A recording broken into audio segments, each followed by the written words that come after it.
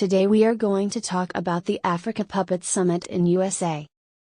Like a father endearing himself to children in a difficult marriage, the US President Joseph Biden was speaking cash and more cash. It was Ugandan writer, Mary Siramiga, who precisely described the recently concluded Africa-US Summit as the African Puppet Summit 2022. The English language dictionary defines puppet as a movable model of a person or animal that is typically moved either by strings controlled from above or by a hand inside it.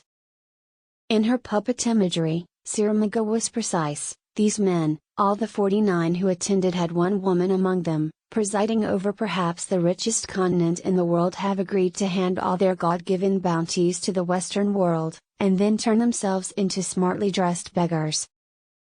Before Washington, they had been pictured lined up in Moscow, Paris, and Beijing, and had been ignominiously bussed around London during the burial of their deceased colonial monarch, Queen Elizabeth II. Sitting over the envy of the world, and instead of sitting back and waiting for beggars from the Western world, with neither minerals nor food, to come and beg from them, our men simply surrendered themselves and their country's wealth to the Western world. I know, it is complicated, but their acquiescence, servility, indifference, and subservience to the methodical tyranny of the Western world in bamboozling. While all begging excursions need to be frowned upon, the Washington one stands out because all the other competing powers, specifically, China and Russia, are thriving, exploiting a world order that the United States and Europe created. But one would wonder, why would these powers call for meetings in their capitals like they were calling for an assembly of school children to communicate and negotiate things that they have often executed through emissaries and emails? The idea is to build a false sense of camaraderie with the African countries, but most importantly, to reflect and display power to competitors in China and Russia. But one wonders why to this day, African leaders still have the calmness to clown in the power games of the world powers, sadly gambling with their resources. Surely, these summits are not about American, Russian or Chinese benevolence to the Africans, but a barely disguised scramble for power and resources, masquerading as friendship. Like a father endearing himself to children in a difficult marriage, right in his remarks, the U.S. President Joseph Biden was speaking cash and more cash, for food, security, disease, politics. It was all money. In addition to promising to commit $55 billion in Africa to advance the priorities we share, in the next 3 years, he promised to ask Congress for the authority to lend $21 billion to the International Monetary Fund to provide access to necessary financing for low and middle income countries.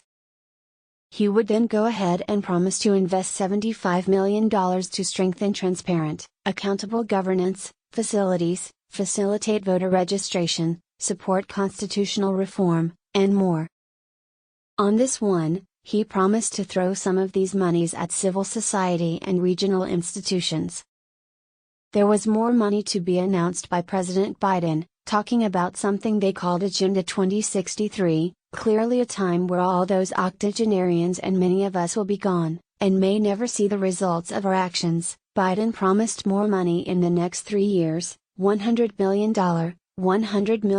pilot program. The Department of Defense will work with our African partners to boost reforms that build their security capacity. Yes, there has to be security as well, like something is eternally threatening the lives of Africans, and, rightly, more money needs to be thrown at this problem. Very quickly, Siramiga's puppets were agreeing to things, signing things, and issuing press statements. While clearly mortgaging their wealth to serve the beautiful lives in the Western world, these things are often couched in the language of partnerships, investments, collaborations, shared interests, security, etc. Uganda was the first to issue its success in this begging encounter. That American group, Albertine Graben Energy Consortium, AGC, agreed that the final investment decision for the estimated $4 $5 billion East African Energy Security Transition Investment Project will be taken in 2023. Pumping up the hysteria, the government newspaper, The New Vision ran with an exciting headline, "Oil Refinery, American firm to invest $4. This is a bit of a misleading headline, but exciting enough for the oil sector that was seeing environmental and political related opposition, especially from the EU. What is so disturbing with all these seemingly benevolent cash handouts, in whatever name they come, is the sheer stereotyping of Africa's economic problems. The Western world seems to have a singular diagnosis for Africa's problems, be they political or economic, and thus a singular recommendation: money. Some text goes here: how could a discussion on low and medium income countries, say involving small and medium-sized enterprises, end without a discussion on the business environment, taxes and banking regimes in which the people in these countries try to build their businesses? These things are worrisomely silent from this so-called Leaders' Summit. Still, in the course of the summit, the cameras would quickly zoom in on Zambia and DRC, as these countries, with U.S. Secretary of State, Antony Blinken, signed a memorandum of understanding in which the U.S. will support the DRC and Zambia in developing an electric vehicle value chain. When these big countries declare support, they are actually taking over because they are convinced locally, there is no technical nor intellectual expertise in these things, and thus everything will be in their hands. Secretary Blinken made sure to mention the fact that the DRC produces more than 70% of the world's cobalt. Zambia is the world's sixth largest copper producer, second largest cobalt producer in Africa. Global demand for critical minerals is going to skyrocket over the next decades. To this end, the grand plan is to develop an electric battery supply chain that opens the door for you and like-minded investment to keep more value added in Africa. The irony in this message is that if this were not simply being handed over to U.S. firms and was open to like-minded investment from elsewhere, why then would there be a need for IN U.S.A? As one activist K.